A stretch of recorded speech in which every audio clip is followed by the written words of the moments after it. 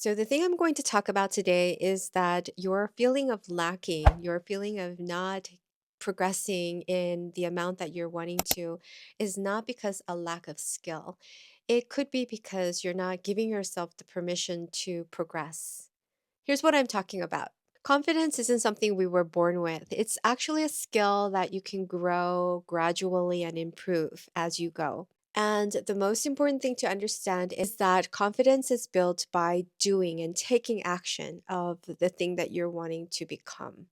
For a very long time, I believed that I was an amateur. And this was because maybe I was afraid of succeeding, or maybe I was afraid of making mistakes because I thought I wasn't good enough.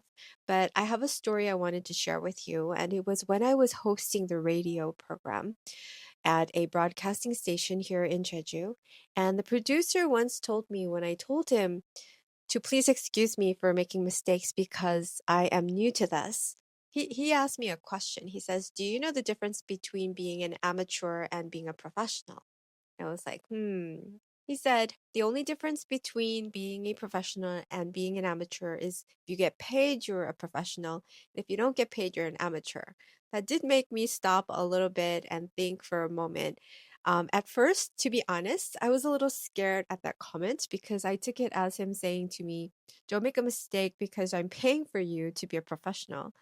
But as time went by and I started to understand this and the context behind the comments was his meaning of saying he never thought of me as an amateur because we are already in this profession. And I think this goes a long way because it happens in a lot of cases where we are doing something we worked really hard to get, we finally get there, and then we feel like we're not good enough. Have you ever been in that place? Well, it's happened to me very often. This video is for you if you are trying to progress or develop yourself or a skill in a particular area in your life, and sometimes you might feel stuck or you feel like you're lagging. I have a few tips that will change the way that you think. Confidence comes after action, not before it. The key solution here is to begin taking action when you don't feel sure about it. Even when you're unsure, you need to start and take those actions that will take you to the next level because you are the only person who knows what you need to do. A lot of us worry about not being good enough.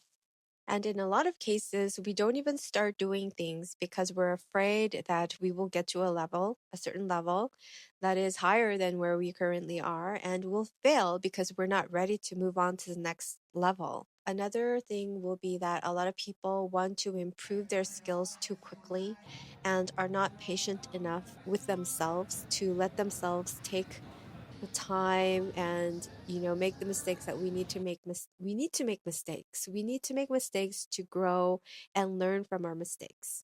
But sometimes we're not patient enough with ourselves. And it is exactly in those moments when you're feeling unsure that you still need to keep going. This is the point where our skills are actually rising to the next level. We just don't feel them in the action. And this comes gradually, not quickly. You don't need more skill to begin. You need repetition, not a permission slip. As for me, I have been writing a Korean blog. It started when I was entering graduate school a few years ago, and I was studying interpretation and translation. And when I was looking on the internet, there was no information anywhere about this particular university that I was applying to. And so I decided to open up my blog post and start writing about the experience I had.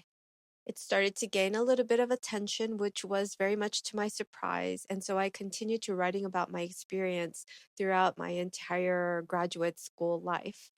And once in a while, I would get an email asking me if I would do one on one coaching or train other people who wanted to be applying to this university.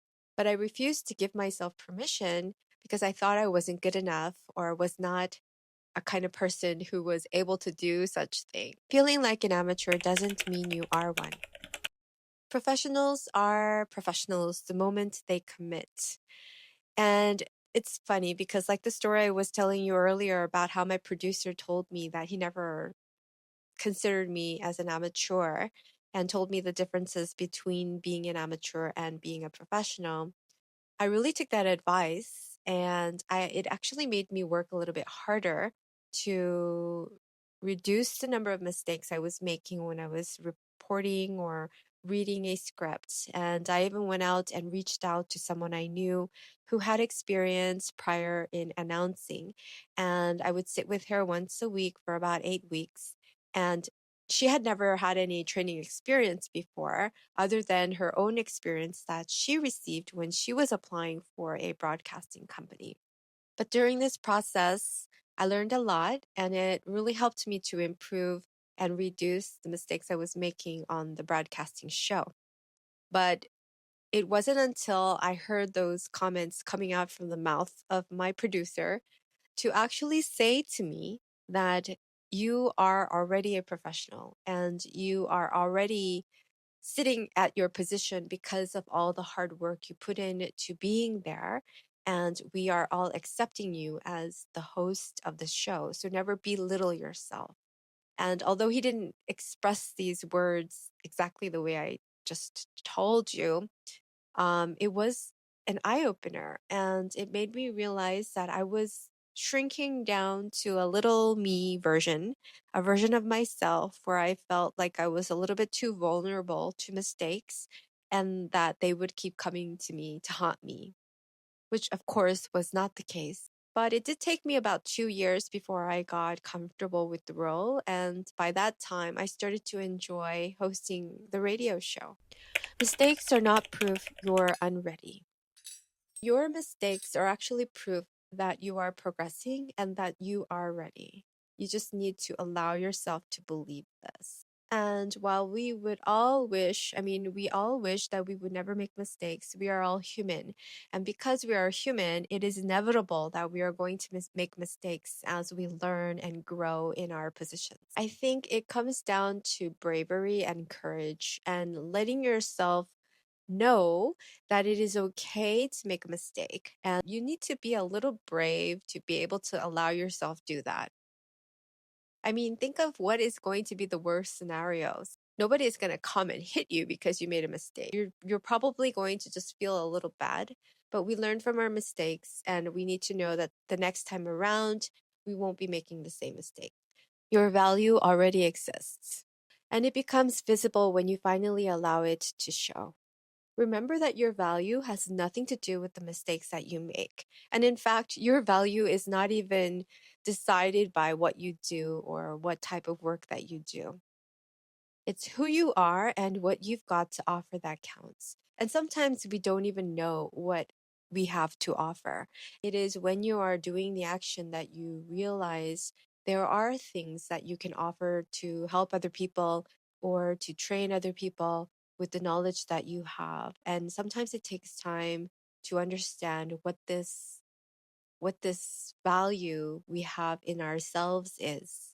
I always go through this cycle of not being good enough. Am I good enough? And asking me questions myself. But going back to that blog I was talking about, I still didn't feel comfortable with thinking of myself as ever becoming a trainer.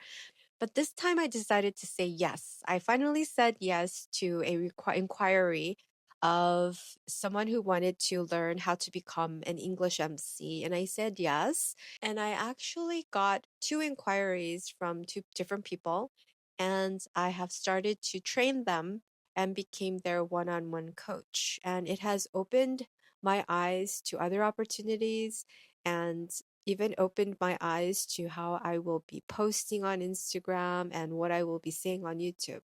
And it's very interesting how just doing the action, taking the action, and letting yourself take the courage or being brave to say yes to something and actually letting it happen, you realize that it was just a matter of saying yes. And the rest just kind of falls into place.